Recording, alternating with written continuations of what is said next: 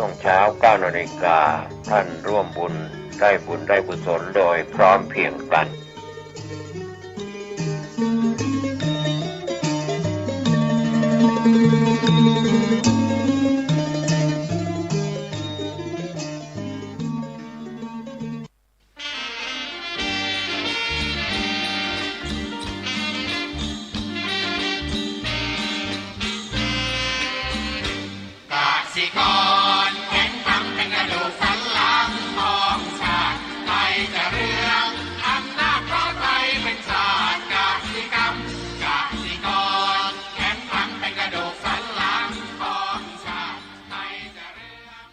รายการต่อจากนี้ไปขอเชิญท่านผู้ฟังทุกท่านเข้าสู่รายการดีมีคุณค่าน่าติดตามรายการเกษตรเพื่อชีวิตดำเนินรายการโดยกลุ่มรักเกษตรประสานงานโดยนายพิชัยคงพิทักษ์คณะเกษตรมหาวิทยาลัยเชียงใหม่หมายเลขโทรศัพท์053944030ขอเชิญทุกท่านติดตามรับฟังได้ณบัดนี้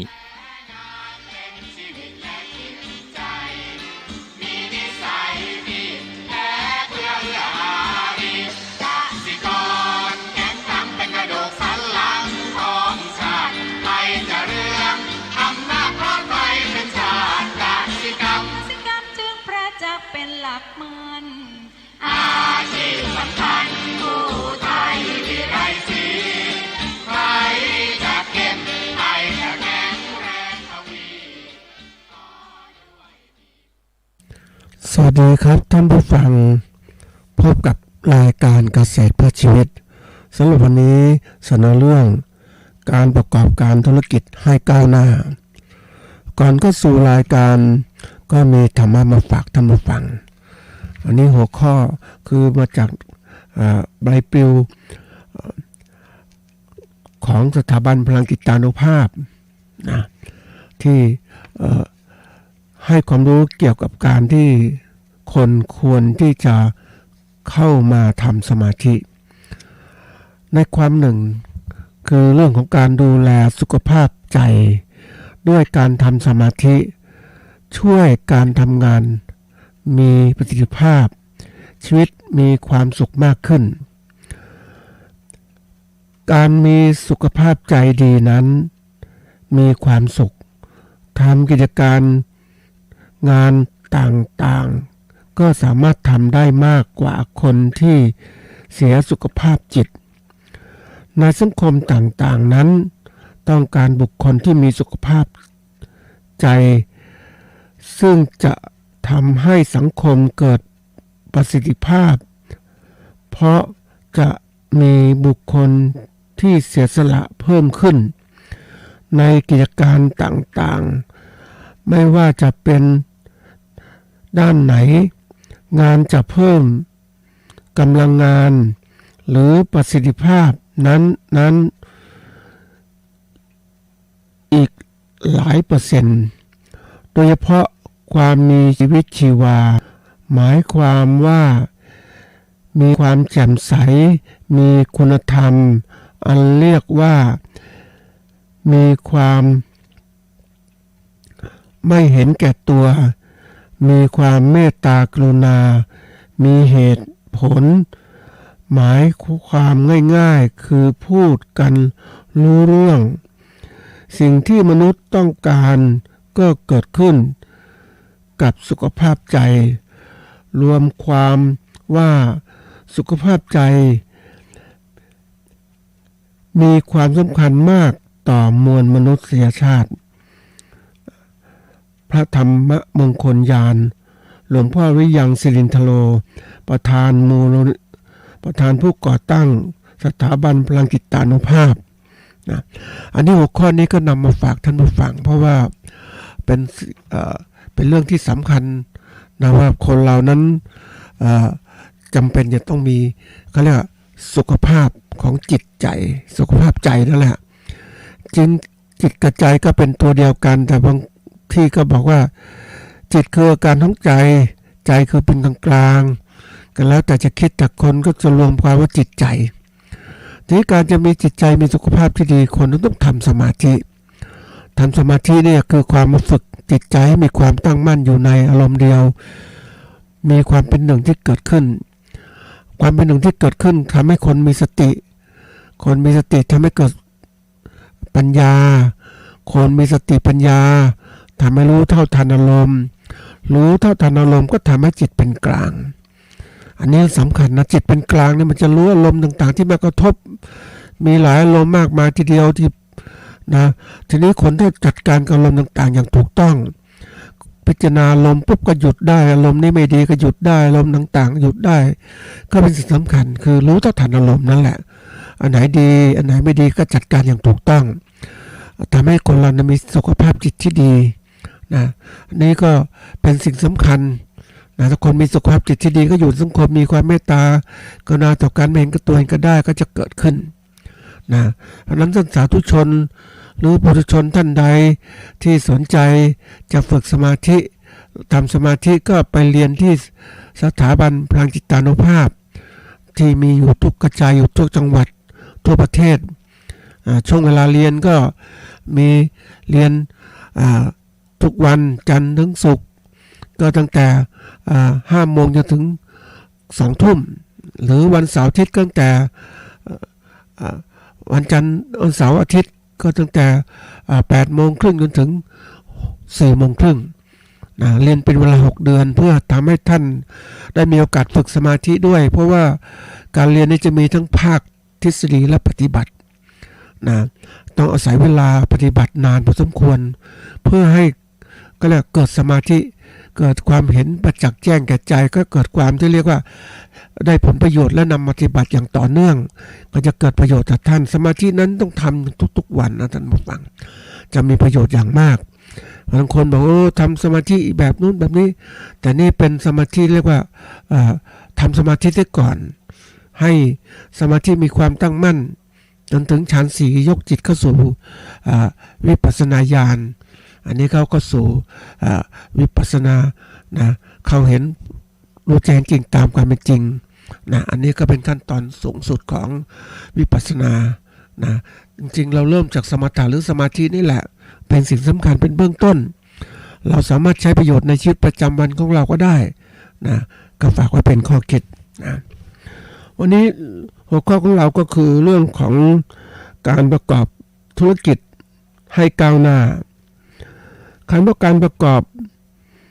ธุรกิจคือการนำปัจจัยทางธุรกิจตั้งแต่ปัจจัยการผลิตปัจจัยการตลาดมาทำให้เกิดการผลกำไร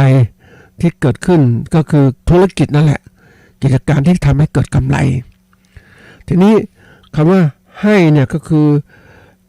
อเป็นคำกริยาว่ามอบหรือว่าอนุญาตนะก็แล้วแต่นะก็แล้วแต่คำแปลนะที่เราจะเลือกคำว่าก้าวหน้าเป็นคำกริยาว่าการเปลี่ยนแปลงไปในทางที่ดีขึ้นตามลำดับการเปลี่ยนแปลงไปทางที่ดีขึ้นตามลำดับหรือว่าพัฒนาดีขึ้นนะทีนี้ถ้าเราขยายความดีขึ้นไปทางไหนล่ะก็มีตั้งแต่ระดับที่เรียกว่าทำมองถึงความก้าวหน้าในยุคสมัยเราเนี่ยก็เรียกว่ามันมีการพัฒนาเป็น3ระดับนะก็คือว่าระดับเขาเรียกตามสมัยนะตามสมัยยุคในปัจจุบันตามสมัยอันนี้ระดับเบื้องต้นระดับที่2คือทันสมัยทันกับการเปลี่ยนแปลงที่เกิดขึ้นนะที่มันยุคนี้มันทันยังไงอันดับที่3คือนำสมัยคือหมายความว่าให้มีความก้าวหน้าที่ล้ำหน้าที่สมัยจะเปลี่ยนแปลงว่าต้องมีความรู้มีความสามารถที่สามารถกำหนดทิศทางการพัฒนาการของตัวเองให้ก็เรียกว่าเปลี่ยนแปลงเร็วกว่าที่สมัยหรือยุคสมัยจะตามมาซึ่งนี้เป็นเรื่องของวิสัยทัศน์ที่กว้างไกลนะมองไปข้างหน้า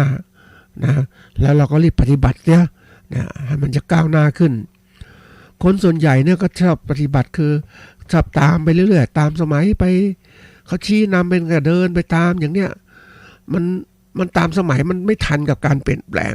จริงๆถ้าเราอยู่ในกระแสก็คือต้องทำให้มันทันสมัยอ่ะให้สมัยเปลี่ยนแปลงฉันก็เปลี่ยนแปลงตามเลยทันทีเลยอ่ะเห็นทิศทางต่างๆแต่ถ้านำสมัยนี่มันต้องเก่งมากขึ้นทีนี้มาดูว่ามันที่ยกหัวข้อนี้มาพูด เพื่อให้ท่านผู้ฟังที่เป็นเกษตรกรหรือผู้ประกอบการต่างๆเนี่ยได้มีความรู้ที่ก้าวหน้าขึ้นจะรู้ก้าวหน้าขึ้นอย่างไรก็ต้องมาที่ว่าจุดมุ่งหมายที่ยกตัวอย่างนี้ก็เพื่อกระตุ้นเตือนให้ท่านนั้นเข้าใจถึงการเปลี่ยนแปลงที่เกิดขึ้นนะการเปลี่ยนแปลงที่เกิดขึ้นมันต้องเราเลยรู้โลกเนี่ยเพื่อที่เราจะต้องเปลี่ยนแปลงเราไม่ใช่หลับหูหลับตาไปเชื่อโน่นเชื่อนี่ไม่ได้มันต้องมีหลักการมีเหตุผลมันการเปลี่ยนแปลงมันสิ่งที่มันเกิดขึ้นอยู่ตลอดเวลาถ้าเราไม่เปลี่ยนแปลงไม่ปรับตัวเราก็อยู่บนโลกนี้ไม่ได้แล้วก็กลายเป็นคนที่ตกกระแสคือพวกที่กลายเป็นพวกที่ล้าหลังล้าหลังคือหมายก็ประเภทที่เรียกว่าอยู่หลังเขาไม่ทันสมัยก็มีโทรศัพท์มือถือแล้วมีอะไรเราไม่รู้ไม่สนใจฉันทำมากินอยู่นั่นอยู่ในลืบเขานั่นแหละนะมันก็กลายเป็นคนที่แบบโหไม่ปรับตัวเพราะนั้นเรียนรู้โลกต่างๆไม่ได้แล้วก็เข้ากับโลกไม่ได้ยังนึกถึงไปดูที่เขาหลุบนะท่านผู้ฟังอยู่ที่อุทัยธานีเป็นเหมือนกับหุบเขาที่มันซุดตัวรอบๆมันเป็นภูเขาหมดเลยภูเขารอบๆหมดเลยแล้วก็มันหลุบมันตกลงมามันซุดตัวลงมาเป็นบริเวณที่กว้างก็ไหลไล่อยู่เพราะนั้นพืชพันธุ์ไม้ต่างๆก็เป็นพืชพันธุ์ไม้ที่เรียกว่าโบราณมันอยู่มันคือมันแตกต่างจากต้นไม้บนภูเขาภูเขาต้นไม้มันก็เป็นตามฤดูกาลมันก็เปลี่ยนแปลงแต่นี่มันเหมือนซุดตัวมาอยู่ในมุมมืดด้านหนึ่งด้านลึกลึกก็รับแสงรับอะไรก็น้อยการพัฒนาพืชพันธุ์ไม้ก็ไม่พัฒนาคือมันไม่เหมือนพันธุ์ไม้ทั่วไปเพราะว่ามันอยู่ในเขาเรียกว่าอยู่การสังเคราะห์แสงก็น้อยมันพัฒนาพันธุ์ดั้งเดิมมันก็อยู่นั้นนะมันกลายเป็นว่าเป็นพืชโบราณเลยนะทีนี้คนเขาค้นพบก็ต่อเมื่อมีเขาเรียกว่าหนีสงครามโลกนะครั้งที่2เนี่ยซุกตัวหลบอยู่นั้นนะเพราะว่าไม่มีใครรู้เขาทางเข้ามันเข้ายากไงก็มีจะเป็นช่องทางหนึ่งที่แบบมันเป็นช่องทางคนเดินเข้าไปมันเหมือนก็ช่องเล็กๆเข้าไปแต่ปรากฏพอถึงข้างในปุ๊บก็มันเป็นพื้นที่กว้างพืชพันธุ์ไม้ก็เป็นพืชพันธุ์ไม้ชนิดใหม่ชนิดโบราณนั่นแหละเนี่ยก็อยู่หลบสงครามโลกนะอันนี้เป็นการอยู่รอดแต่พืชพันธุ์ไม้พวกนี้ก็อยู่เป็นพืชแล้วก็สัตว์โบราณก็เขาก็เรียกว่าเป็นที่โบราณนะพืชพันธุ์ไม้หลายพันปีเขาพูดอย่างนั้นกันก็มันก็จริงนะท่านผู้ฟังอยู่ได้รอดยังไงทีนี้การเป็นมนุษย์เนี่ยมันอยู่บนโลกเนี่ยเราจะปฏิเสธการเปลี่ยนแปลงนั้นไม่ได้โลกมันเปลี่ยนแปลงเพื่อจะปรับตัวการเกษตรอย่างยุคเก่าๆอยู่กับเคลื่อนที่ทำเกษตรแบบเลื่อนลอยเดี๋ยวนี้อยู่กับที่ไม่พอต้องพัฒนาการเกษตรสมัยใหม่เอาวิชาการไปใช้นะวิชาการไปใช้เพื่อจะพัฒนาการเกษตรดีขึ้นแต่นี่การพัฒนาเกษตรมันก้าวหน้าวิทยาการที่ศาสตร์เทคโนโลยีมันก้าวหน้าไปแล้วเนี่ยมัน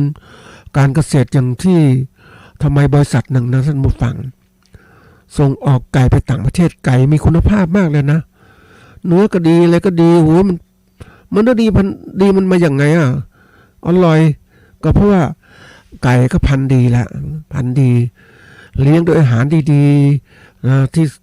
เหมาะสมกับการแปรเปลี่ยนแล้วก็การดูแลสุขภาพไก่เนี่ยตอนเลี้ยงก็ดีไก่มันก็ไม่เครียดมันเนื้อก็ดีสะสมคุณภาพดีและการระบบการเชื่อดหรือการเก็บการแปรรูปต่างไม่ใช่แปรรูปการที่ว่าแยกชิ้นส่วนต่างๆมันก็มีความสะอาดเก็บผ่านเข้าสู่โรงแช่แข็งอะไรต่างๆดีมากระบบทันสมัยมากเลยเขาคงจะไปขายเป็นไก่ต่างๆไก่ทอดไก่อะไรเนี่ยดีมากๆนี่เขาขายไปที่ไหนเจ้าของขายประเทศไทยก็ได้ราคาต่ำมาแข่งนี้ไปขายต่างประเทศดีกว่าราคาสูงกว่าเนี่ยอันนี้คือสิ่งที่เกิดขึ้นแล้วราคาก็สูงผลประกอบการนี้ก็ได้กำไรมหาศาลเราก็ไม่ขายในประเทศเท่าไหร่หรอกเพราะว่าต่างประเทศต้องการมากราคาก็สูงนะทีนี้ถ้าเราผลิตไก่แบบอันนี้เป็นยกตัวอย่างถ้าเราผลิตไก่แบบดั้งเดิมเลี้ยงแบบไปกินอาหารอย่างงูอย่างนี้กินอาหารตามพื้นต่างๆเนี่ยเดินไปเดินมานะ ไก่จะเริ่มโตช้าแล้วบางทีก็รับเชื้อโรคต่างๆเยอะแยะไปหมดไม่สะอาด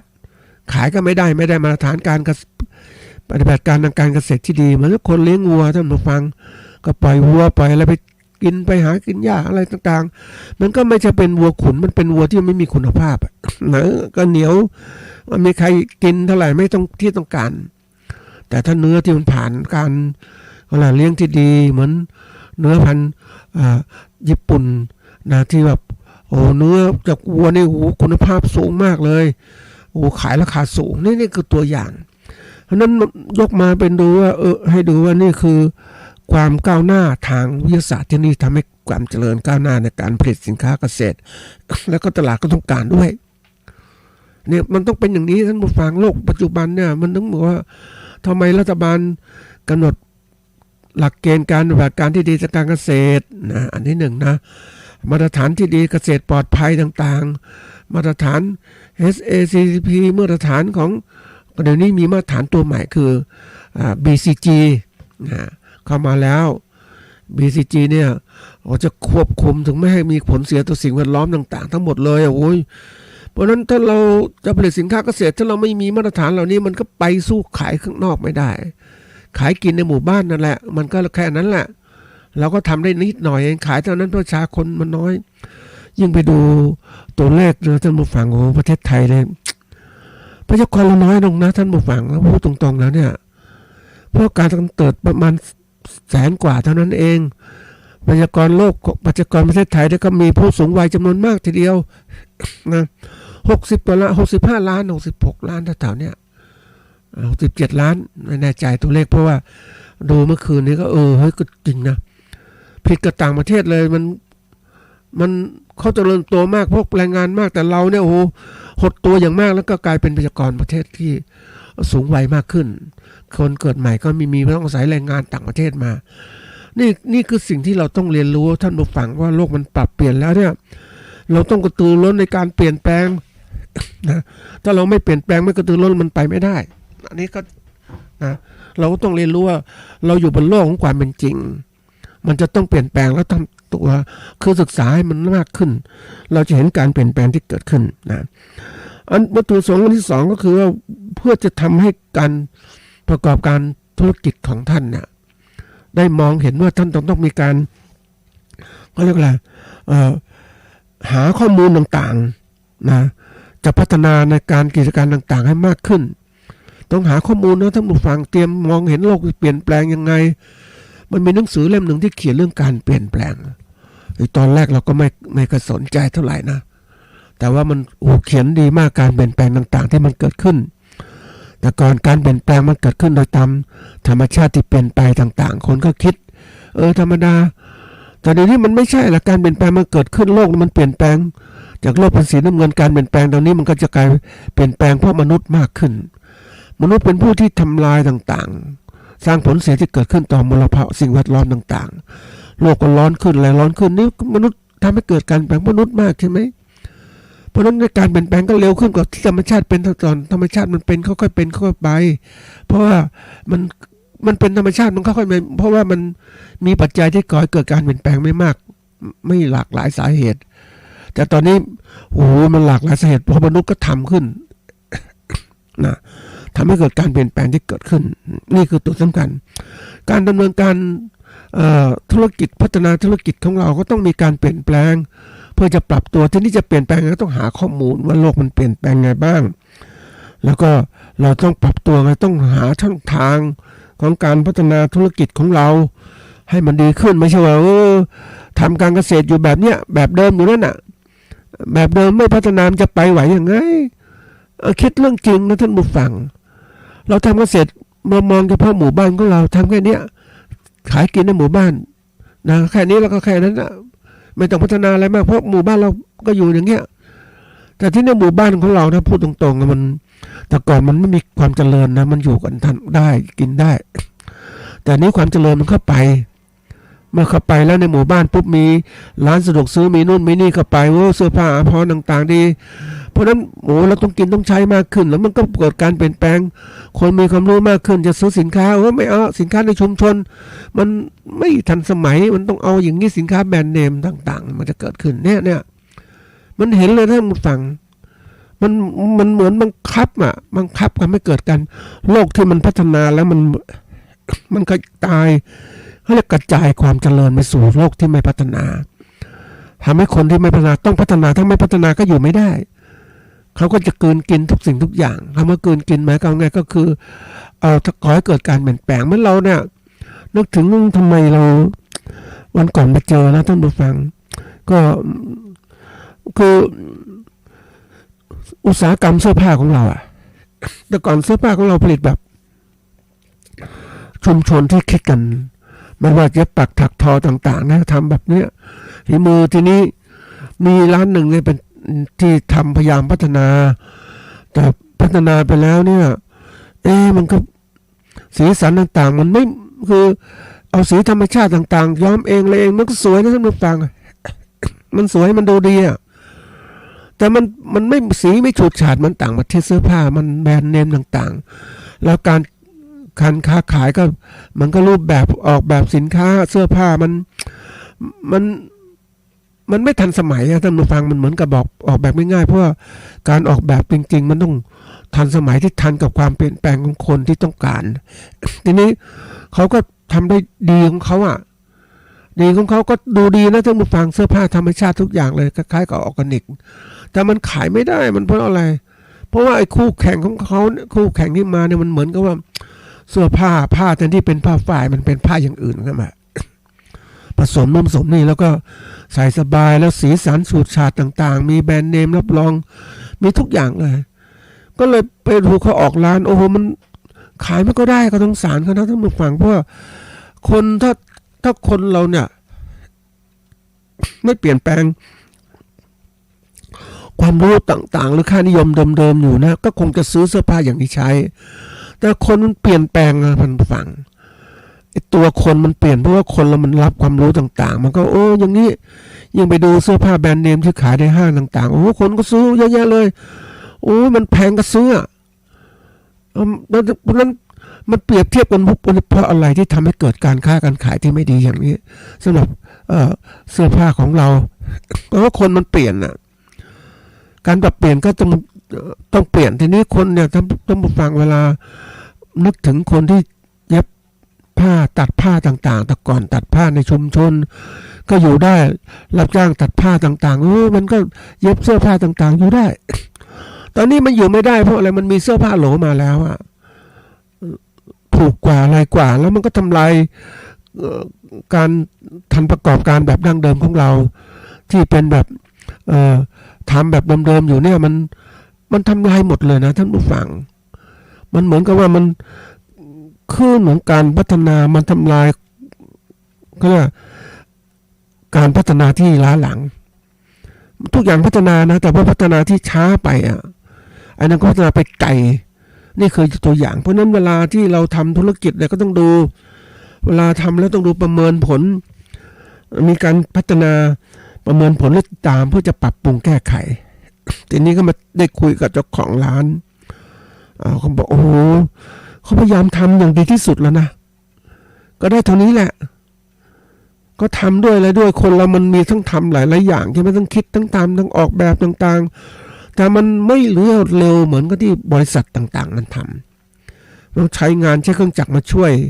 อย่างบางที่ใช้ AI มาช่วยในการดำเนินการต่างๆนะเพราะฉะนั้นก็เลยพัฒนาเพื่อเอาชนะฝีมือชาวบ้านได้นะถ้าไปเจอผู้ประกอบการเนี่ยอายุมากอีกโอ้โหก็บอกว่าเนี่ยธุรกิจอุตสาหทำมาตั้งนานแล้วไม่มีใครมารับเลยนะทายาทไม่ยอมทำแล้วจะอยู่ได้อย่างไรมันเกิดความท้อถอยนะถ้าฟังดูแล้วมันเห็นการพัฒนาของกลุ่มหนึ่งกับอีกกลุ่มหนึ่งพัฒนาไปแล้วเนี่ยมันมันเอาชนะทุกอย่างไอ้กลุ่มที่พัฒนาเนี่ยพัฒนาน้อยเนี่ยลำบากมากจริงๆเลยท่านผู้ฟังก็ยอมรับว่ากระแสโลกพัฒนามันโถมกระหน่ำมากมายอันนี้พูดถึงในเรื่องของเสื้อผ้านะเครื่องใช้ต่างๆนี่เรื่องการเกษตรก็เช่นกันนะเหมือนอย่างนี้ท่านผู้ฟังเพราะนั้นบางทีที่เราต้องเรียนรู้ก็เพราะว่าเราจะต้องปรับตัวไม่ใช่ว่า ย้อนยุคท่านผู้ฟังเวลาเราทำงานต่างๆเราไม่ใช่ย้อนยุคกลับไปมันไม่ได้แล้วเหมือนเราเนี่ยมาอยู่นี่ทำการเกษตรเหมือนที่ฝรั่งเศสทำการเกษตรนะท่านผู้ฟัง ตอนนี้เขาประท้วงหรืออะไรต่างๆเนี่ยดูเครื่องการทำเกษตรของประเทศพัฒนาเขาใช้เครื่องจักรกลหมดเลยใช้แท็กเตอร์ใช้นู่นใช้นี่เลี้ยงวัวก็ใช้อะไรเครื่องจักรกลมายกฟางให้วัวกินให้น้ำต่างๆมันทันสมัยหมดไอ้เราจะเลี้ยงวัวที่ต้องเอาคนไปให้เอาหญ้าเอาฟางเกี่ยวหญ้าให้วัวกินวัวก็อยู่ลำบากสัตว์อื่นๆก็รบกวนนะมันไม่สุขมันไม่ได้สุขลักษณะที่ดีการผลิตก็เลยไม่ดีค้าขายก็เลยไม่ได้ดีเพราะว่าคุณภาพของเนื้อวัวหรืออะไรต่างๆมันไม่คุณภาพเท่าที่เกณฑ์มาตรฐานเขากำหนดเนี่ยมันแข่งขันอย่างนี้เลยนะเพราะนั้นเมื่อโลกพัฒนาปุ๊บมันมาบีบบังคับไม่ใช่บีบบังคับมันก็ว่าพี่แกสร้างกฎเกณฑ์ของโลกว่าคนจะทำสินค้าเกษตรไม่ว่าจะพืชหรือสัตว์ก็ตามหรือแปรรูปหรือว่าค้าขายต้องมีมาตรฐานสินค้านะมาตรฐานที่ได้รับการยอมรับมาตรฐานต่างประเทศไม่ว่ามาตรฐานยูโรอย่างเนี้ยมันมีบีบบังคับถ้าคุณอยากจะขายสินค้าไปเขาเนี่ยคุณต้องทำให้ได้คุณทำไม่ได้คุณก็ขายเขาไม่ได้มันบีบอย่างนี้ท่านผู้ฟังเพราะนั้นสร้างกฎเกณฑ์มาบีบบังคับเพราะนั้นยังไปเห็นคนที่ไ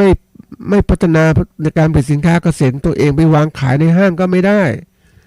มันมีกฎเกณฑ์บีบอีกมันเรียกว่าทุกอย่างต้องมีมาตรฐานมีเจ้าที่ตรวจการของภาครัฐไปตรวจสอบเพราะว่าการมีมาตรฐานเนี่ยเพื่อยกระดับการผลิตให้มันดีขึ้นและเพื่อประโยชน์ให้กับผู้บริโภคเพื่อประโยชน์ในการแข่งขันก็อ้างนู่นอ้างนี่นั่นแหละแต่นี่เราเองถ้าเราเป็นเกษตรกรหรือว่าเป็นผู้ประกอบการเกษตรเราไม่มีการพัฒนาที่ดีพอเนี่ยเราแข่งขันเขาไม่ได้เลยนะท่านผู้ฟังที่สุดเราผลิตมาแล้วขายยังไงใครจะซื้ออันนี้คือสิ่งสำคัญนะเราซื้อได้ขายคล่องในบ้านในหมู่บ้านของเราใช่เรากินแค่นั้นแต่ถามว่าเราต้องการเงินที่มากขึ้นจะค้าขายข้างนอกทำยังไงนอกหมู่บ้านเราก็เลยต้องคิดอันนี้คือการคิดที่มองว่าเราจะต้องการเปลี่ยนแปลงที่เกิดขึ้นเพราะนั้นนี่คือที่ยกตัวอย่างนี่คือสถานการณ์ปัจจุบันของเราเนี่ยมันต้องมีการศึกษาให้มากขึ้นนะท่านผู้ฟังคนที่ประกอบการไม่ว่าเป็นเกษตรกรก็ต้องมีการศึกษาที่มากขึ้นมองโลกไปข้างหน้าด้วยว่าด้วยการมีวิทยาศาสตร์เทคโนโลยีที่ทันสมัยมากขึ้นถ้าเราไม่มีเนี่ยมันสู้เขาไม่ได้เรารู้ไม่ทันไม่ทันโลกเนี่ยเดี๋ยวนี้ยิ่งโลกปัจจุบันเขาดูเนี่ยสถานการณ์การกำลังซื้อของคนเป็นยังไงกำลังซื้อของคนเนี่ยสำคัญนะท่านผู้ฟัง ข้อมูลข่าวสารเนี่ยอย่างก็มองว่าประเทศไทยคนประหยัดขึ้นเพราะคนไม่ค่อยมีกำลังซื้อน้อยลงอันนี้ถ้าเราผลิตสินค้าเกษตรเราไม่ดูกำลังซื้อของคนถามว่าจะเป็นยังไงผลิตแล้วขายไม่ได้หรือขายไม่ได้ราคาอย่างเนี้ยทำยังไงก็เราต้องคิดเพราะฉะนั้นการมีข้อมูลทันสมัยมาดูว่าการเปลี่ยนแปลงของผู้บริโภคเป็นยังไงนะอันนี้สำคัญนะผู้บริโภคก็เป็นทิศทางไปด้านไหนเราต้องพยายามคิดหาทางออกเตรียมการว่าไม่ใช่ว่าเราอยากผลิตอะไรก็ผลิตตามใจเราแล้วไม่มองตลาดเดี๋ยวนี้เขาพูดว่าคำหนึ่งว่าตลาดนำนวัตกรรมเสริมเพิ่มรายได้เราต้องมีตลาดนำมองจะอะไรต้องดูตลาดไม่ใช่มองว่าฉันเห็นมันดีฉันจะผลิตคนอื่นก็ทำได้ดีแต่นี่มันไม่ใช่มันตลาดมันต้องดูตลาดที่แท้จริงไม่ตลาดลวงนะบางคนตลาดลวงก็สร้างตลาดออกมาหลอกคนให้ผลิตนี่ทำนู่นทำนี่สิแล้วจะผลิตไปแล้วเป็นยังไงแล้วก็ขาดทุนใช่ไหมอันนี้ต้องมีความรู้ที่เรื่องนี้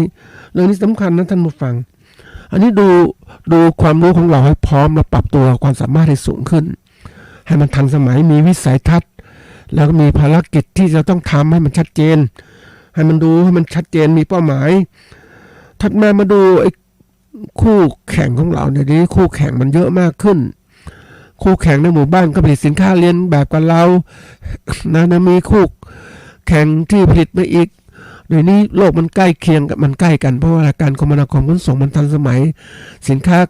ไก่ที่นี่ขาดราคาสินค้าไก่ที่ราคาถูกก็ไหลเข้ามาเหมือนที่ผ่านมานั่นแหละพอเราผลิตไก่มีคุณภาพผู้การผลิตไก่มีคุณภาพดีก็ส่งขายไปต่างประเทศนี่ไก่ส่วนของไก่มันขาดแคลนก็ต้องอะไรไปซื้อสินค้าราคาถูกไก่ราคาถูกจากที่อื่นก็มาแทนมาขายแทนนี่คือตัวอย่างมันต้องดูว่าคู่แข่งของเราเป็นยังไงผลิตมาแข่งยังไงทีนี้มาถึงคู่ค้าคือผู้บริโภคหรือว่าผู้ที่จะเรียกว่านำสินค้าเราไปขายเดี๋ยวนี้เขาต้องจำไว้เสมอนะท่านผู้ฟังว่าพ่อค้าเนี่ยเขาจะซื้อสินค้าจากไหนก็ตามประการแรกเขาต้องการราคาถูกนะราคาถูกไว้ก่อนคุณภาพตามมาเพราะจะซื้อแล้วไปมีกำไรเพราะนั้นถ้าเราผลิตสินค้าที่มีต้นทุนสูงเขาก็จะไม่ซื้อราคามันแพงเพราะนั้นต้องทำไงผลิตสินค้าให้ต้นทุนที่ต่ำก็ต้องพยายามลดต้นทุนนู่นนี่มันก็เลยก็ต้องเตือนต่อการประสิทธิภาพการผลิตคุณภาพสินค้าเกิดขึ้นนะมันลามมันอย่างเงี้ยเพราะนั้นการจะลดต้นทุนก็ต้องหาเทคโนโลยีต่างๆมาใช้ที่มันคุณภาพดีราคาถูกอย่างแทนที่ใช้แรงงานคนเดี๋ยวนี้ก็แรงงานคนแพงก็ใช้เครื่องจักรมาหรือบางคนที่เกษตรกรที่ฉลาดผู้ประกอบการฉลาดก็แทนที่ผลิตเองก็ให้จ้างคนอื่นผลิตแทนดีนะท่านผู้ฟังไม่ต้องลงทุนก็คือซื้อสินค้าจากคนอื่นมาขายก็รู้ประเภทอย่างนั้นเขาก็ได้กำไรอันนี้ทีนี้ตัวสำคัญที่สุดคือผู้บริโภคเดี๋ยวนี้เขาทันสมัยนะเขารู้นู่นรู้นี่ผู้บริโภคก็ยอมจ่ายสินค้าบริโภคอุปโภคที่ราคาเป็นคุณภาพดีราคาถูกเขาก็พยายามอย่างนี้เขาต้องรู้แล้วก็รู้เดี๋ยวนี้เราจะเรียนรู้โลกเนี่ยตอนหลังไปดูการซื้อขายที่ผ่านคนส่วนใหญ่เดี๋ยวนี้เขาซื้อจากห้างต่างๆเนี่ยเขาไม่ได้ซื้อโดยตรงแล้วก็ซื้อจากอินเทอร์เน็ตผ่านพวกเนี้ยดิจิตอลมาร์เก็ตติ้งเนี่ยดิจิตอลมาร์เก็ตเนี่ยก็ตลาดดิจิตอลก็สามารถจะสั่งซื้อสินค้าราคาถูกที่นู่นที่นี่มามันหมดเลยทั้งหมดฝั่งมันถูกกว่าเนี่ยอันนี้ตัวสำคัญแล้วอาจจะเรียกภาษีได้ถูกมันไม่เสียภาษีมันแอบมันนู่นแอบนี่นะรัฐบาลเก็บภาษีไม่ทันก็หมดเลยนะท่านผู้ฟังนี่คือกลไกทำลายผู้ผลิตด้วยในประเทศนะและผู้ประกอบการในประเทศด้วยนะก็พวกสินค้าจีนเข้ามาอย่างเนี้ยมันก็ทำลายอย่างนี้นี่คือตัวอย่างการแข่งขันที่สมบูรณ์แบบมากขึ้นทีนี้การประกอบการต่างๆที่มันมีปัญหาเนี่ยไม่ว่าจะ SME นะมันประสบปัญหาคือการที่เรียกว่าเกิดการค้าขายที่ไม่ดียิ่งเกิดโควิดปุ๊บเนี่ยนะค้าขายไม่ดีเกิดการขาดทุนปุ๊บเนี่ยมันขาดทุนเกิดจากปัญหาต่างๆมากนะท่านผู้ฟังการสินค้าเกษตรเนี่ยมันเป็นอะไรที่มันมีปัจจัยการผลิตหลายๆตัวเสี่ยงกับสภาพดินฟ้าอากาศเสี่ยงหลายๆตัวมากมายเพราะฉะนั้นมันไม่สามารถกำหนดว่ามันจะได้ผลอย่างนี้มันกำหนดไม่ได้เพราะเราไม่ได้ผลิตในโรงเรือนเราผลิตนอกโรงเรือนคุมปัจจัยการผลิตไม่ได้ผลผลิตก็จะไม่ได้ตามกำหนดอย่างผลเสียเกิดขึ้นอย่างที่ว่าน้ำท่วมอย่างเนี้ยหรือฝนแรงนี้จะทำยังไงการผลิตมันก็เลยกลายเป็นต้องขึ้นอยู่กับธรรมชาติขึ้นอยู่กับธรรมชาติมันก็มีความเสี่ยงสูงแล้วยิ่งเพราะว่าเกิดอะไรเศรษฐกิจทั่วโลกก็ไม่ดีสังคมก็แย่ลงมีผู้สูงวัยมากมายที่เรียกคนแรงงานอื่นเข้ามาการเมืองก็ไม่มั่นคงนะมีการคอร์รัปชันมีโน่นมีนี่เยอะแยะไปหมดเลยสิ่งกำลังก็เสื่อมโทรมลงหมดเลยมันก็ทำให้เกิดผลเสียเกิดขึ้นเพราะนั้นเมื่อเกิดการขาดทุนแล้วอะไรเกิดขึ้นก็เกิดอะไรขึ้นแล้วขาดทุนต่อเนื่องมันก็เกิดว่าหนี้สินลุงลังเลยตอนนี้หนี้สินที่มีมากมายนะท่านผู้ฟังยอมรับว่าเกษตรกรไม่ได้เป็นสินหนี้ครัวเรือนก็สูงแล้วจะเอาเวลาที่ไหนไปคิดหาทางออกชีวิตของตนเองเพราะว่าท่านผู้ฟังก็คงจะทราบว่าคนเป็นหนี้นะมันเหมือนทุกข์อยู่ในใจหนี้ก็ต้องใช้แล้วเสร็จแล้ววันๆก็คิดแต่หนี้ก็เลยเกิดขึ้นไม่มีโอกาสได้คิดว่าจะหาทางแก้ไขหนี้อย่างไรที่ดีที่สุดคือคนต้องพวกการหนี้เรื่องหนี้สำคัญนะท่านผู้ฟังเขาจะมีความรู้เรื่องหนึ่งที่พูดว่าความรู้สำคัญที่เราต้องให้ประชาชนมีความรู้เรื่องการจัดการหนี้สินของตัวเอง ให้มันเกิดขึ้นที่ดีขึ้นไม่ใช่ปล่อยอย่างนี้การจัดการเรื่องการเงินนั้นถือว่าเป็นองค์ความรู้ที่สำคัญนะท่านผู้ฟังคนเราส่วนใหญ่เนี่ยเวลามองเรื่องการจัดการธุรกิจอย่างนู้นอย่างนี้ต่างๆนะจากการจัดการแต่ละตัวนั้นถ้าซอยย่อยๆลงมานะมันจัดการการเงินเนี่ยก็เป็นตัวหนึ่งที่ต้องมีความละเอียดมองการเงินที่เราได้เหมือนกับที่เราได้เงินมานะสมมติว่าเราทำประกอบการธุรกิจเรามีกำไรส่วนใหญ่ก็คนก็เอาไปฝากธนาคารเก็บไว้นะทั้งที่ดอกเบี้ยมันต่ำขนาดนั้นแต่ถ้าคนมีความรู้การจัดการการเงินปุ๊บก็เลยว่าเรื่องอะไรเงินนั้นมันต้องเอาไปลงทุนสิจึงมีกำไรให้มันงอกเงยเอาไปลงทุนต่างๆซื้อหุ้นซื้อลงประกอบการธุรกิจตัวใหม่ๆให้เกิดขึ้นไม่ว่ามันจะทำอย่างเดิมๆมันไม่ได้เดี๋ยวนี้ความรู้เรื่องการจัดการเงินถือเป็นเรื่องสำคัญนี่คนส่วนใหญ่ไม่เคยรู้แล้วหนี้สินเวลาคนมีหนี้สินก็จัดการหนี้สินยังไงคนเป็นหนี้ก็ใช่ว่าจะเขาเรียกถ้าเป็นหนี้นั้นหนี้อย่างชาญฉลาดคือเอาไปกู้หนี้ยืมสินมาเนี่ยเพื่อจะลงทุนให้มีกำไรเพราะเงินทรัพย์สินตัวเองไม่พอก็ต้องทำอย่างนี้แหละคือหนี้เป็นหนี้ที่สามารถที่ชดเชยจัดการหนี้ได้นะหนี้ที่ก่อให้เกิดรายได้มันยังดีกว่าหนี้ที่ก่อไม่เกิดรายได้นะอันนี้คือตัวอย่างเพราะฉะนั้นเรื่องการเงินเนี่ยสำคัญที่ถ้าเราจะไปรู้เรื่องการประกอบการก็ต้องมองอย่างนี้ชัดเจนเพราะฉะนั้นถ้าที่ดูเนี่ยผู้ประกอบการของเราเนี่ยบางคนก็ยังไม่มีความรู้เรื่องการประกอบการเรื่องเกี่ยวกับการเงินจริงๆการประกอบการไม่ว่าธุรกิจใดเนี่ยเอาง่ายๆก็มาจัดการที่ดินทุนแรงงานการประกอบการที่ดินทุนทีนี้ไอ้ทุนเนี่ยก็คือการเงินทรัพย์สินต่างๆต้องมีการจัดการบริหารย่อยๆมันยังไงบริการแรงงานจัดการแรงงานก็จัดการแรงงานยังไงบ้างจ้างไหมหรือจ้างคนมาทำเป็นกินเงินเดือนประจำหรือจ้างเหมาชั่วคราวหรือว่าจ้างเหมางานคนอื่นก็ทำอย่างเนี้ยนี่ความสามารถมันต้องเพิ่มขึ้นเหมือนกับที่ไปดูบริษัทใหญ่ๆนะท่านผู้ฟังเขาก็ต้องการความมั่นคงใช่ไหมแต่แรกๆเนี่ยเขาอาศัยเทคนิคคือว่าการจะประกอบการธุรกิจอย่างอื่นมันครบวงจรไม่ได้เขาทำส่วนแต่ละส่วนที่เขาทำได้ก่อนแต่เขาจะสร้างความมั่นคงก็ต้องทำครบทุกอย่างบริษัทหนึ่งเนี่ยเขาทำผลิตสินค้าเกษตรครบวงจรทุกอย่างตั้งแต่การผลิตจนถึงการตลาดนะถ้าขายหมดเลยทีนี้การผลิตมันไม่พอมันเขาเรียกว่าแรกๆมันงานมันเยอะนะเขาเลยใช้วิธีการจ้างเหมาคนอื่นให้ผลิตแทนให้หรือซื้อสินค้าคนอื่นที่ไปวางขายในร้านของเขานะวางขายของเขาเพื่อที่จะลดคือลดภาระบางส่วนเพราะว่าเขาต้องไปมุ่งสร้างการผลิตการตลาดในสินค้าตัวอื่นแต่เมื่อเขาสร้างตัวนั้นมั่นคงแล้วเนี่ยเขาก็เลยหันมาผลิตสินค้าของเขาเองอันนี้เป็นตัวอย่างเพราะว่ามันแรกๆเนี่ยมันยังเล็กอยู่ทำอะไรไม่ได้ครบวงจรแต่ว่าเขาทำได้ครบวงจรก็อยากจะทำเพื่อความมั่นคงทางธุรกิจนี่คือตัวอย่างเราทำการประกอบการต่างๆบางทีเราต้องคิดถึงหลักการบริหารต่างๆด้วยว่าเราจะทำยังไงเพราะว่ามันมียุทธวิธีการบริหารแบบใหม่ๆมากมายทีเดียวเลยโลกปัจจุบันเนี่ยเขาเรียกว่าโลกของการที่คนที่เก่งมีวิธีการดีมีความสามารถนำวิธีการมาใช้เนี่ยก็จะมีความ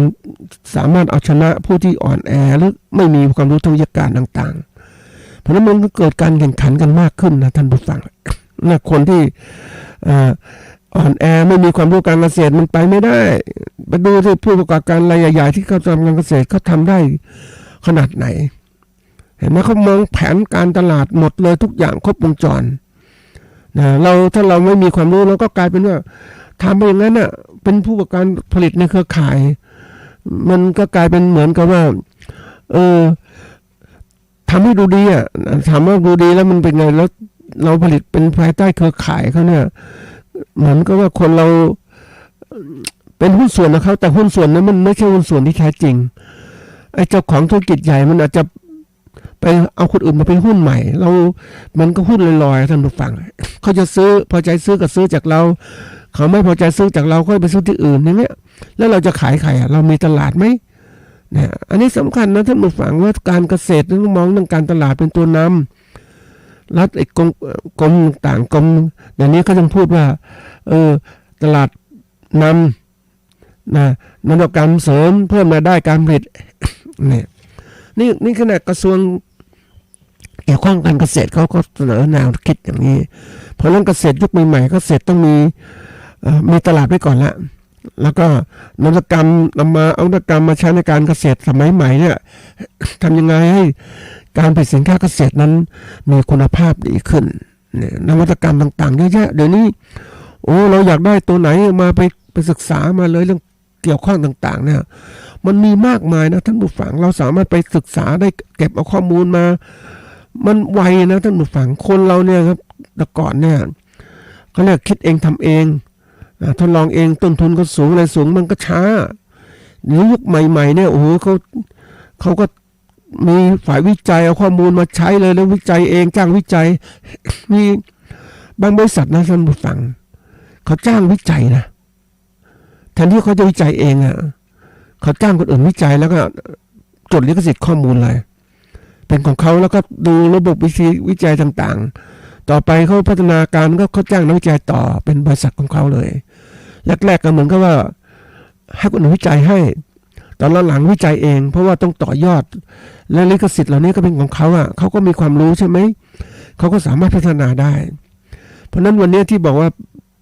การเกษตรของเราการประกอบการธุรกิจเกษตรของเราจะจำเป็นอย่างยิ่งที่เราจะต้องมีความรู้มีความสามารถที่มากขึ้นมันไม่ใช่แค่นี้นะท่านผู้ฟังยิ่งดูไปแล้วมันมากจริงๆแล้วว่าโอ้โหมันเป็นเขาเรียกเป็นสนามนะท่านผู้ฟังสนามที่เรียกว่าสนามของความรู้สนามต่างๆทั้งหมดแล้วเป็นสนามของการแข่งขันและที่สุดก็กลายเป็นสนามของการลบแย่งชิงกันทุกอย่างเป็นนี้หมดเลยนะมันไปจุดสุดท้ายของคนที่ว่ามันถึงเวลาของคนที่อยากจะได้อะไรมากๆอยากจะมีอำนาจมากๆมันก็ทำลายคู่ต่อสู้นะทำลายคู่ต่อสู้ทำลายคู่แข่งเพื่อลดปัญหาเพราะว่าคนที่จะต้องก็เรียกพัฒนาการแล้วก็ตูนลดบ่อยๆต้องซ้อมนู่นซ้อมนี่อย่างเก่งมันก็ต้นทุนมันสูงนะวิธีการลดต้นทุนก็คือทำลายคู่แข่งเสียเนี่ยเหมือนนึกถึงทำไมการค้าขายประเทศจีนเอาสินค้าราคาถูกมาขายประเทศไทยเพื่ออะไรเพื่อทำลายคู่แข่งในประเทศของเราเนี่ยมันหมดที่สุดก็เกิดการผูกขาดขึ้นมานี่คือตัวการนะและผลิตสินค้าเดี๋ยวนี้มันมีหลายๆอย่างมาแข่งกันต้องทำโน่นทำนี่มาทำสินค้าคุณภาพต่ำมาขายแข่งเราทำคุณภาพดีแต่ตลาดเราไม่เก่งโน่นนี่เราค้าขายไม่เป็นต้นทุนก็สูงเพราะนั้นมันก็เลยกลายเป็นว่าค้าขายไม่ได้นี่คือการปัญหาที่เกิดขึ้นทีนี้มาถึงว่าทำอย่างไรภายใต้การเปลี่ยนแปลงเหล่านี้นะครับเราจะอยู่รอดได้อย่างไรก็คือว่าในเรื่องของตัวที่หนึ่งก็คือเรื่องของการเราต้องมีความคิดเราอยู่บนโลกของการประกอบการธุรกิจให้ก้าวหน้าลองคิดใหม่ทำใหม่คิดคือต้องเป็นคนหัดสังเกตมองไปข้างหน้ามองให้ไปไกลมากขึ้นมากกว่าปัจจุบันไม่ให้ติดอยู่แค่ปัจจุบันมองให้ลึกทะลุไปข้างหน้าว่ามันโลกข้างหน้าจะเปลี่ยนแปลงแล้วก็ปรับปรุงในปัจจุบันนะสังเกตการแล้ววิเคราะห์ข้อมูลนะแล้วก็ปกติคนต้องตั้งคำถามว่าเฮ้ยเราจะทำยังไงให้ธุรกิจมันคนต้องฝึกคำถามตัวเองไม่ใช่ว่าเฮ้ยทำยังไงจะอะไรแก้ปัญหานี่คิดแค่นี้แก้ปัญหานี่ยังไงทำไงจะมีเงินลงทุนแต่วันเดี๋ยวนี้โลกใหม่มันต้องคิดหลายๆตัวว่าทำไงจะค้าขายสินค้าเกษตรได้ทำไงจะคู่แข่งได้ทำไงจะเอาชนะใจลูกค้าได้นะมองให้มันไกลขึ้นแล้วมาพัฒนาการต่างๆเขาเรียกมองเป็นระบบที่มากขึ้นแล้วก็เมื่อมีคำถามแล้วเนี่ยเราก็เอาคำถามมาหาทางแก้คำถามคือข้อสงสัยที่ต้องการคำตอบเราก็มาหาคำตอบของเราไปค้นหาข้อมูลนู่นข้อมูลนี่ทำไงจะอยู่ได้อย่างไรคนเราต้องฝึกนะท่านผู้ฟังว่าคนไม่ใช่ว่าอยู่ไปเรื่อยๆไม่เคยคิดตั้งคำถามตัวเองคนเราเนี่ยชอบบางทีเอาลอกเข้ามาอะไรเข้ามาไม่เคยคิดว่าจะต้องพัฒนาเป็นของเราเองบ้าง แรกๆลอกไม่ลอกมาไม่เป็นไรแต่ว่าเราต้องพัฒนาคำถามคือจะอยู่ยั่งยืนยงได้อย่างไรเนี่ยนะทีนี้อันคิดแล้วเรามาทับขั้นที่2คือเริ่มพัฒนาตัวเองพัฒนาในทุกๆด้านนะท่านผู้ฟังเพราะการประกอบการเนี่ยมันไม่ใช่มีเขาเรียกอะไรมีแก่มีอ่อนนะมันท่านผู้ฟังมันมีการพัฒนาอย่างต่อเนื่องตลอดเวลามันหยุดไม่ได้ท่านผู้ฟังเรื่องการพัฒนาและการต่อสู้หรือว่าเอาชนะคู่แข่งหรือคู่ค้าของเราเนี่ยทำยังไงมันต้องอยู่ตลอดเวลามันฝังวิญญาณของการพัฒนาอยู่ตลอดคนเราเนี่ยมันก็เหมือนเราเป็นนักมวยอ่ะเราต้องซ้อมตลอดเวลาคู่แข่งมีต้องซ้อมเพราะว่ามันร่างกายไม่ซ้อมร่างกายก็อ่อนแอชีวิตของนักสู้นะท่านผู้ฟังนึกถึงมันคนสู้เราประกอบการเกษตรมันสู้ตลอดนะมันเหมือนกับว่าถ้าเราอ่อนแอเมื่อไหร่เราก็พ่ายแพ้แต่นี้เราจะสู้อย่างไรไม่ชนะตลอดเวลาทั้งที่ร่างกายของเรามีการเปลี่ยนแปลงแต่เราชนะตลอดเวลาได้อย่างไรก็คือว่าแรกเราก็ต้องพัฒนาตัวเองให้เข้มแข็งอายุน้อยๆก็หาความรู้มากๆขึ้นเรียนมากๆปฏิบัติการมากทำมากๆบางคนก็ทำให้สำเร็จทางธุรกิจนะช่วงของการก็รุ่งเรืองนะเริ่มของการตั้งต้นรุ่งเรืองและเจริญสูงสุดเนี่ยเจริญสุดปุ๊บเราก็สามารถที่จะหยุดทำงานได้เพราะว่าเราก็ทำงานเอาคนอื่นมาทำแทนบริหารธุรกิจของเราคนอื่นทำบางส่วนแล้วคุมยังนโยบายข้างบนในการทำแล้วก็อยู่รอดได้สบายใช่ไหมร่างกายเราอ่อนแอก็จริงแต่สมองยังไม่อ่อนแอก็ทำได้วางรูปแบบการบริหารธุรกิจทันสมัยโดยที่ทุกคนตามนโยบายที่เรากำหนดเนี่ยมันก็สามารถจะอยู่รอดได้สบายๆนะอันนี้พัฒนาความคิดทัศนต่างๆแล้วเนี่ยมาพัฒนาพฤติกรรมของเราเนี่ยพฤติกรรมของเราด้วยความสามารถจริงๆนะท่านผู้ฟังพฤติกรรมกับความก้าวหน้าการกระทำของเราเนี่ยมันก้าวหน้าขึ้นตลอด เราก้าวหน้าอย่างไรก็ก้าวหน้าที่การเดี๋ยวนี้เราไม่ทันสมัยเราต้องตามสมัยได้ก่อนตามไม่ได้ก่อนมันเปลี่ยนแปลงยังไงยุคสมัยเปลี่ยนแปลงยังไงก็ตามไม่ได้ตามให้มันทันแล้วก็ทันเสร็จแล้วก็ทำให้นันสมัยก็คิดไปล่วงหน้าอีกว่าโลกมันจะเปลี่ยนแปลงยังไงบ้างเดี๋ยวนี้นะยังนึกถึงไปดูบริษัทหนึ่งที่ลงทุนในต่างประเทศเขาผลิตอาหารพร้อมกินเลยท่านผู้ฟังพร้อมกินแล้วก็เสร็จแล้วเนี่ยเขาก็ใช้เครื่องไมโครเวฟและการดำเนินการต่างๆใช้เครื่องจักรกลหมดเลยแล้วก็เวฟสินค้าเสร็จแล้วก็ทำเสร็จแล้วก็บรรจุกล่องเรียบร้อยไปเก็บไว้ห้องเย็นรอการจำหน่ายอายุสินค้ามันประมาณตั้งหลายเดือนสบายมากเลยแล้วก็ใช้คนไม่มากค่อยๆทำไปเพราะว่าผลิตมาแล้วเนี่ยก็ส่งขายไปเรื่อยๆเพราะสินค้าไม่นานมันเก็บได้นานใช่ไหมใช้แรงงานเครื่องจักรมันประหยัดมากมายท่านผู้ฟังกำไรเนี่ยมหาศาลเลยนี่รูปแบบใหม่ของการผลิตสินค้าอาหารการกินจะมาทำเหมือนเราเนี่ยวันก่อนไปยืนดูเขาอะไรทำอาหารไม่ว่าจะผัดกะเพราเลยผัดน้องติ้งโหเห็นคนผัดแล้วน่าสงสารจริงนะท่านทำอยู่นะทุกกระทะแล้วกระทะอีกนะเป็นอาหารพร้อมกินอ่ะมันก็เลยโหมันใช้แรงงานคนมากจริงๆแล้วเสร็จแล้วเนี่ยมันไม่คนทำก็จะเหนื่อยนะท่านผู้ฟังในนี้มันก็มีอาหารที่พร้อมกินแล้วก็บรรจุไว้ถึงเวลาก็มาเข้าไมโครเวฟนี่คือตัวอย่างเพราะฉะนั้นในรูปแบบการพฤติกรรมมันต้องเปลี่ยนพฤติกรรมคนเปลี่ยนแล้วพฤติกรรมผลิตต้องเปลี่ยนไปเรื่อยหาทางที่ทันสมัยเดี๋ยวนี้รูปแบบของเราต้องเปลี่ยนไปอีกว่าการผลิตไปแล้วเนี่ยเดี๋ยวนี้จะเป็นรูปแบบที่ BCG โมเดลที่จะทำก่อผลเสียในสิ่งแวดล้อมคาร์บอนไดออกไซด์ในสิ่งแวดล้อมน้อยลงนะจะเป็นสิ่งสำคัญที่สุดนะมันเป็นช่วงหนึ่งที่เขาบอกว่าช่วงเนี้ยเป็นช่วงของการเปลี่ยนผ่านก็ยังอรุมอร่วยได้บ้างอะไรที่ไม่ทันสมัยก็ยังอยู่ได้ระดับหนึ่งแต่ต่อไปแล้วช่วงเอาจริงเอาจังละเปลี่ยนผ่านไปสู่ยุคของการเอาจริงเอาจังเพราะนั้นเอาจริงเอาจังปุ๊บเนี่ยก็เกิดเรียกว่าทุกอย่างเข้มงวดเลยแล้วเราไม่มีมาตรฐานก็ค้าขายไม่ได้นี่คือสิ่งสำคัญที่สุดก็อยากจะบอกว่าถึงเวลาแล้วเนี่ยเราต้องดูถึงการเปลี่ยนแปลงต่างๆที่จะเกิดขึ้นข้างหน้ามันไม่ใช่เรื่องที่ว่า เราคิดเล็กๆอ่ะคนบอกคิดเล็กๆไม่ใช่เดี๋ยวนี้มันคิดใหญ่คิดกว้างแล้วให้มันครอบคลุมแล้วเสร็จแล้วเนี่ยเวลาเราทำจุดใดก็ตามเนี่ยเขาบอกว่าต้องมีการกำหนดจุดของตัวเองในตำแหน่งของโลกเนี่ยเราอยู่ตรงไหนของโลกเราจะอยู่ได้ไหมตำแหน่งของโลกการผลิตสินค้าเกษตรหรือผู้การเกษตรจะอยู่ตรงไหน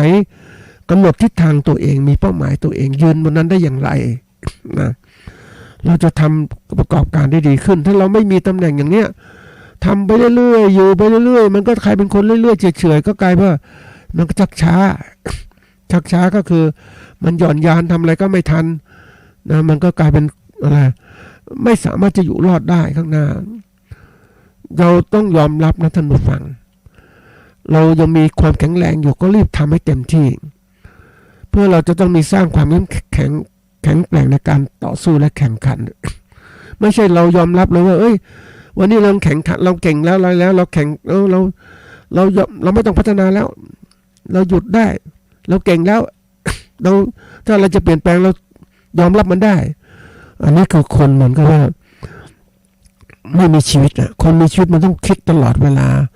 ไม่ใช่ยอมรับสภาพที่มันจะบีบบังคับข้างหน้าไม่เอาเรายังเดินได้ขนาดนี้ก็ต้องต่อสู้มันเตรียมความพร้อมในการรองรับการเปลี่ยนแปลงที่เกิดขึ้นไม่ใช่ว่าฉันยอมรับการเปลี่ยนแปลงที่เกิดขึ้นโดยการที่ฉันไม่ทำอะไรเลยฉันจะยอมตายอย่างเนี้ยอดอยากอย่างเนี้ยนี่คือการคิดแบบเขาเรียกว่าพวกคิดสั้นแต่เราต้องคิดยาวๆว่าเรามีชีวิตในการต่อสู้การเป็นผู้ประกอบการนั้นคือนะเราต้องนำปัจจัยการผลิตและการตลาดของเรามาสร้างผลกำไรให้มากที่สุดหรือให้มันทันสมัยโลกจะเปลี่ยนยังไงก็ตามเราก็สามารถทำกำไรได้นั่นคือสิ่งสำคัญที่สุดนะก็ฝากว่าเป็นข้อคิด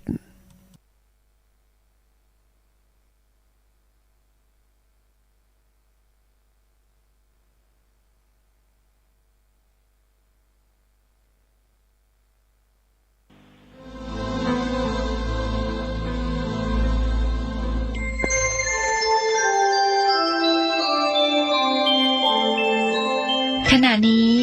ท่านกำลังฟังสถานีวิทยุกระจาย